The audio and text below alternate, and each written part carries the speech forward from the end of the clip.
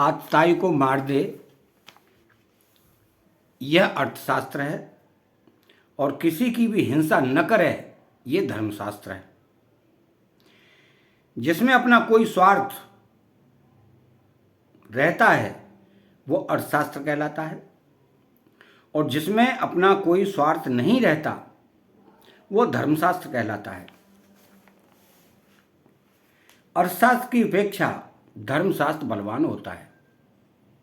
अतः शास्त्रों में जहाँ अर्थशास्त्र और धर्मशास्त्र दोनों में विरोध आए, वहाँ अर्थशास्त्र का त्याग करके धर्मशास्त्र को ही ग्रहण करना चाहिए।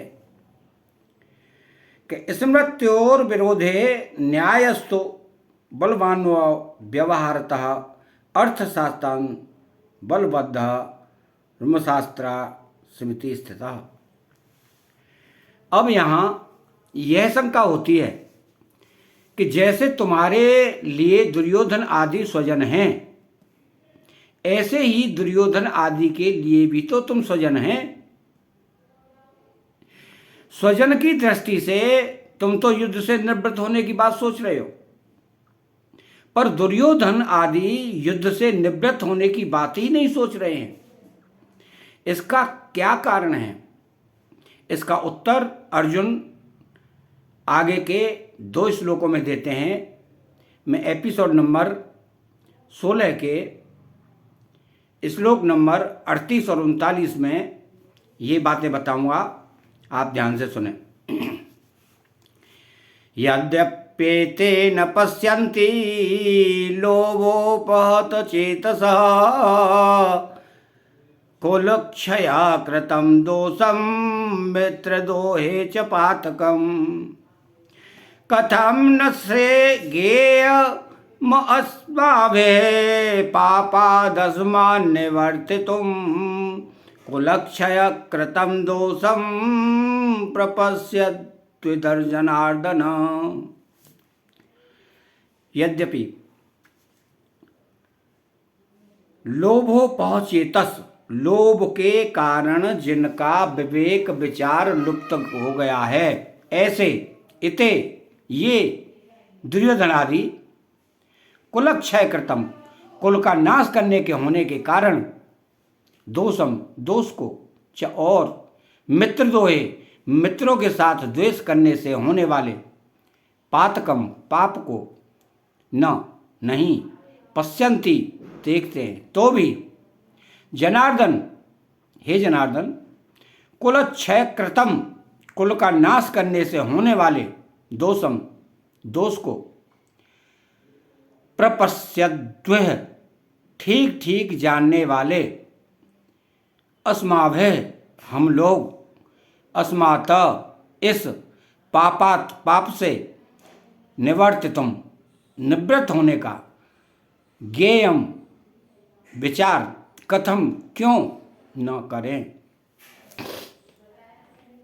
अर्थात यद्यप्येते न पश्यन्ति मित्रद्रोहे च पातकम,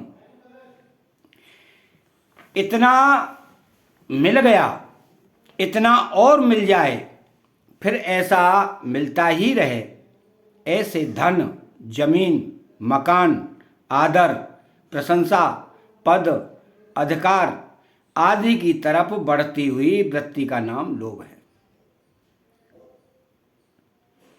इस लोभ वृत्ति के कारण इन दुर्योधन आदि की विवेक शक्ति लुप्त हो गई है, जिससे वे यह विचार नहीं कर पा रहे हैं कि जिस राज्य के लिए हम इतना बड़ा पाप करने जा रहे हैं, कुटुंबियों का नाश करने जा रहे हैं, वो राज्य हमारे साथ कितने दिन रहेगा और हम उसके साथ कितने दिन रहेंगे। हमारे रहते हुए यह राज्य चला जाएगा तो हमारी क्या दशा होगी, और राज्य के रहते हुए हमारे शरीर चले जाएंगे तो क्या दशा होगी। क्योंकि मनुष्य संयोग का जितना सुख लेता है, उसके वियोग का उतना दुख उसे भोगना ही पड़ता है। संयोग में इतना सुख नहीं होता जितना वियोग में दुख होता है। तात्पर्य है कि अंतःकरण में लोभ छा जाने के कारण इनको राज्य ही राज्य दिख रहा है। कुल का नाश करने से कितना भयंकर पाप होगा यह उनको दिख ही नहीं रहा है। जहाँ लड़ाई होती है वहाँ समय, संपत्ति, शक्ति का विनाश होता है। तरह तरह की चिंताएं और आपत्तियां आ जाती हैं। दो मित्रों में भी आपस में खटपट मच जाती है, मनोमालिन्य हो जाता है, कई तरह का मतभेद हो जाता है। मतभेद होने से बैरभाव हो जाता है। जैसे द्रुपद और द्रोण दोनों बचपन के मित्र थे, परंतु राज्य मिलने से द्रुपद ने एक दिन द्रोण का अपमान करके उस मित्रता को ठुकरा दिया। इससे राजा द्रुपद और द्रोणाचार्य के बीच वैरभाव हो गया। अपने अपमान का बदला लेने के लिए द्रोणाचार्य ने मेरे द्वारा राजा द्रुपद को परास्त कराकर उसका आधा राज्य ले लिया। इस पर द्रुपद ने द्रोणाचार्य का नाश करने के लिए एक यज्ञ कराया, जिससे धृष्टद्युम्न और द्रौपदी दोनों पैदा हुए। इस तरह मित्रों के साथ बैरभाव होने से कितना भयंकर पाप होता है, इस तरफ ये देख ही नहीं रहे हैं। विशेष बात यह है कि अभी हमारे पास जिन वस्तुओं का अभाव है उन वस्तुओं के बिना भी हमारा काम चल रहा है। हम अच्छी तरह से जी रहे हैं, परंतु जब वे वस्तुएं हमें मिलने के बाद फिर भी छूट जाती हैं तब उनके अभाव का बड़ा दुख होता है। तात्पर्य है कि पहले वस्तुओं का जो निरंतर अभाव था वो इतना दुखदायी नहीं था जितना वस्तुओं का वियोग होकर फिर उनसे वियोग होना दुखदायी है। ऐसा होने पर भी मनुष्य अपने पास जिन वस्तुओं का अभाव मानता है उन वस्तुओं को वह लोभ के कारण पाने की चेष्टा करता है। विचार किया जाए तो जिन वस्तुओं का अभी अभाव है, बीच में प्रारब्धानुसार उनकी प्राप्ति होने पर भी अंत में उनका अभाव ही रहेगा। अतः हमारी तो वही अवस्था रही जो वस्तुओं के मिलने से पहले थी। बीच में लोभ के कारण उन वस्तुओं को पाने के लिए केवल परिश्रम ही परेशान पड़ने पड़ा, दुख ही दुख भोगना पड़ा। बीच में वस्तुओं के संयोग से जो थोड़ा सा सुख हुआ है वो तो केवल लोभ के कारण ही हुआ है। अगर भीतर में लोभ रूपी दोष न हो तो वस्तुओं के संयोग से सुख हो ही जाता है, हो ही नहीं सकता। ऐसे ही मोह रूपी दोष ना हो तो कुटुंबियों से सुख हो ही नहीं सकता। लालच रूपी दोष ना हो तो संग्रह का सुख हो ही नहीं सकता।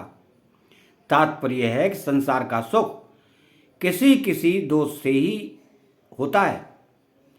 कोई भी दोष न होने पर संसार से सुख हो ही नहीं सकता, परंतु लोभ के कारण मनुष्य ऐसा विचार कर ही नहीं सकता। यह लोभ उसके विवेक विचार को लुप्त कर देता है। कथम न ज्ञेयम स्माभे प्रपश्य द्विजनार्दन।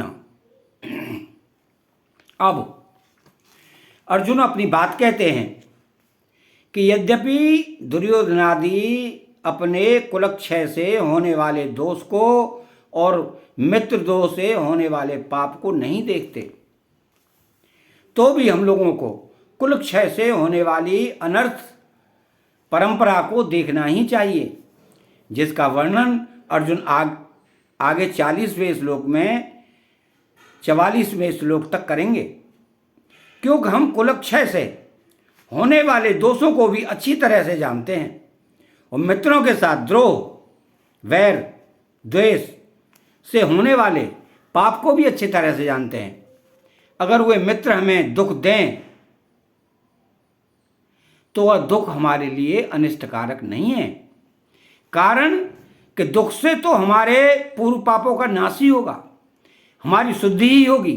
परंतु हमारे मन में अगर द्रोह वैरभाव होगा तो मरने के बाद भी हमारे साथ रहेगा और जन्म जन्मांतर तक हमें पाप करने में प्रेरित करता रहेगा, जिससे हमारा पतन ही पतन होगा।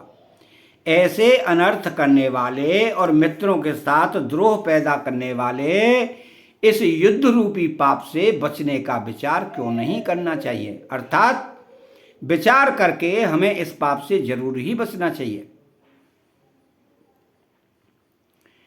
यहां अर्जुन की दृष्टि दुर्योधन आदि के लोभ की तरफ तो जा रही है, पर वे खुद कौटुंबिक स्नेह मोह में आबद्ध होकर बोल रहे हैं। इस तरफ उनकी दृष्टि नहीं जा रही है। इस कारण वे अपने कर्तव्य को नहीं समझ रहे हैं। यह नियम है कि मनुष्य की दृष्टि जब तक दूसरों के दोष की तरफ रहती है तब तक उसको अपना दोष नहीं दिखता। उल्टे एक अभिमान होता है कि इनमें तो ये दोष है पर हमारे में यह दोष नहीं है। ऐसी अवस्था में वह यह सोच ही नहीं सकता कि अगर इनमें कोई दोष है तो हमारे में भी कोई दूसरा दोष हो सकता है। दूसरा दोष यदि ना भी हो तो भी दूसरों का दोष देखना यह दोष तो है ही। दूसरा का दोष देखना एवं अपने में अच्छाइयों का अभिमान करना, ये दोनों दोष साथ में ही रहते हैं। अर्जुन को भी दुर्योधन आदि में दोष दिख रहे हैं और अपने में अच्छाई का अभिमान हो रहा है। अच्छाई के अभिमान की छाया में मात्र दोष रहते हैं, इसलिए उनको अपने में मोह रूपी दोष नहीं दिख रहा है। जय श्री कृष्ण।